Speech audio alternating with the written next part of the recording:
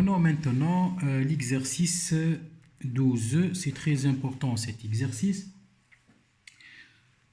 Donc, il a dit dans cet exercice, ou bien on vous demande, soit la fonction logique définie par, il a dit que la fonction définie par f, b, ici, 3 variables égale à 1, si, quand est-ce que si le nombre de variables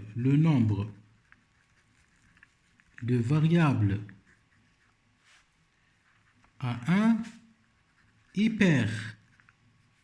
Vous devez faire attention ici. Dans ce cas, vous allez montrer que cette fonction est un non ou exclusif. Non ou exclusif, c'est-à-dire le non ou exclusif, donc non ou exclusif, il est non, avec non. D'accord? Le xinor, le xinor, c'est ça. Le xinor, c'est pas le xor, c'est le xinor. D'accord? Pourquoi j'ai dit que vous devez faire attention? Qu'est-ce qu'il a dit? Si le nombre de variables à 1 est pair, il n'a pas dit nombre de variables à 0. Il a dit le nombre de variables à 1 est pair. Et on a 3 variables. 3 variables A, B, C. Le nombre de variables à 1 est pair. x1, x2, x3. Pair. Comme ça, c'est pair. Comme ça, c'est pair. S'il y a de 1, c'est-à-dire f prend 1. D'accord? Donc, à chaque fois que A, B, C prennent 2, 1, donc pair égale à 1, donc dans le même cas, le 0 est impair. C'est comme si je vais dire aussi que si le nombre de variables à 1 est pair, c'est comme si j'ai dit et le nombre des variables à 0 est impair, f prend 1. Je vais faire la table de vérité et vous allez mieux comprendre. J'ai A, B, C. Quelles sont les possibilités? 0, 0, 0, 0, 0, 1, 0, 1, 0, 0, 1, 1, 1, 0, 0, 1, 0, 1, 1, 1, 0, 1, 1 et 1. D'accord?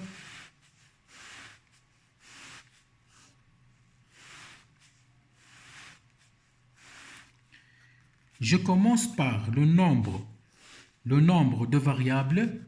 C'est pour cela qu'on appelle ça, c'est logique, d'accord? C'est logique combinatoire.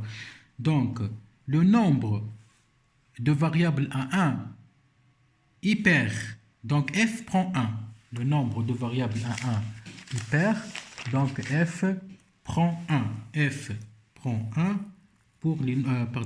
f prend 1 pour les nombres de variables paires. Où sont les variables paires? Ici. Pair. Ici. Pair. Pair. Ici, c'est impair. Donc, ici, il va prendre 1, 1 et 1. Donc, normalement, les autres prennent 0. Mais je dois faire attention. Ici, la remarque. Ici, ici. C'est quoi la remarque? Si le nombre de variables 1 pair, automatiquement, ici, c'est impair. Impair, c'est le 0. Impair.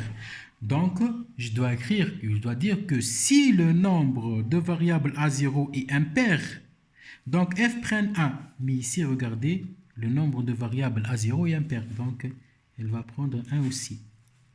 Les autres à 0. D'accord? Les autres à 0. Vous pouvez répéter la vidéo 2 ou 3 fois, vous allez comprendre. Je répète encore, d'accord?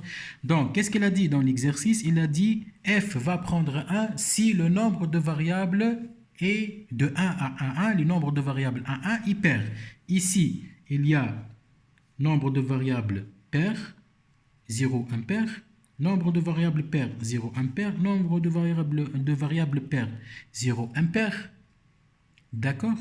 Donc, si je dis le nombre de variables à 0 est impair, f prend 1, je vais dresser la même chose.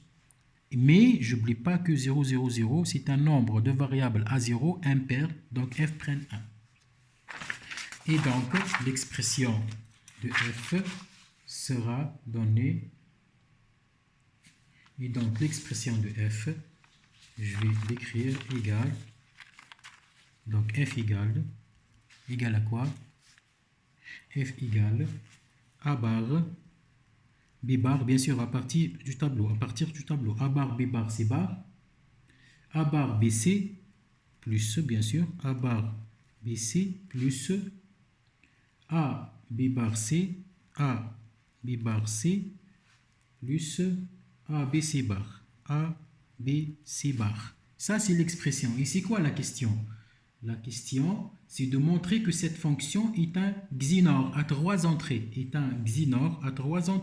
Bien sûr, il y a 3 entrées, A, B, C, mais je dois montrer qu'elle est un xinor. Xinor, c'est-à-dire xnor. Xnor. Et xnor, je répète ici, le xinor, par exemple AB, A ou exclusif B, le tout bar. C'est A ou exclusif B, le tout bas. Et je reprends l'expression pour la rendre, est-ce qu'elle est xinor ou non? D'accord? Donc, elle est égale à quoi? Je prends, ici, je regarde. Et je remarque ici, dans l'expression, que A se répète. Elle est égale A bar, B bar, C bar, plus A bar, BC, plus A, facteur de B bar C, plus BC bar. B bar C, d'accord? B bar C plus BC bar. Déjà, je peux écrire encore F ici, égale A bar B bar C bar plus A bar BC plus le O exclusif égale A bar B plus B plus A B bar. A bar B plus A B bar. Ça, c'est le O exclusif. A bar B, d'accord? Pardon, c'est A bar B plus A B bar et c'est A bar B bar plus AB, le O exclusif, égale A bar B bar plus AB. Alors que le O exclusif normal, le XOR c'est A bar B plus A B bar. D'accord, je répète. Le A O exclusif B bar, c'est A bar B plus AB. Alors que le A O exclusif seulement, c'est A bar B plus AB bar. Vous devez l'apprendre, ces deux théorèmes. Donc, ici, c'est B bar C plus BC bar. Donc, c'est B ou exclusif C égale à B ou exclusif C. D'accord? Et je poursuis.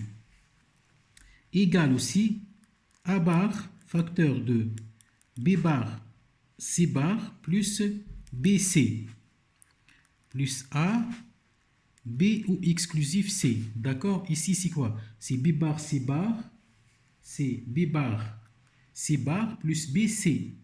Donc, c'est B bar A bar AB. Donc, A ou exclusif, c'est A, B ou exclusif C bar. C'est B ou exclusif C, le tout bar.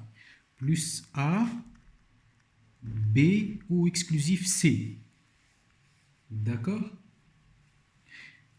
Qu'est-ce que je remarque? Si je pose le B ou exclusif C comme étant égal à X, je pose A bar, et j'ai dit que je vais poser le B ou exclusif C seulement, le B ou exclusif C comme étant X. Donc, B ou exclusif C bar, c'est X bar.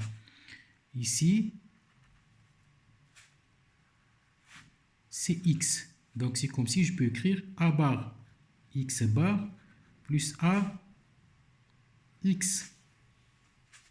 Il ramène à quoi ça? A bar X bar, A bar B bar, plus AX plus AB. C'est le A ou exclusif X, le tout bar. Et j'écris directement le X, l'expression du X. Égale A ou exclusif. Le X, c'est le B ou exclusif C, le tout bar. D'accord? Voilà. Donc, c'est le OU exclusif, le XINOR, le non OU exclusif a trois entrées A, B, C. Elle va donner A, OU exclusif B, à trois entrées, OU exclusif C, le tout bar. Voilà. Et merci pour votre attention.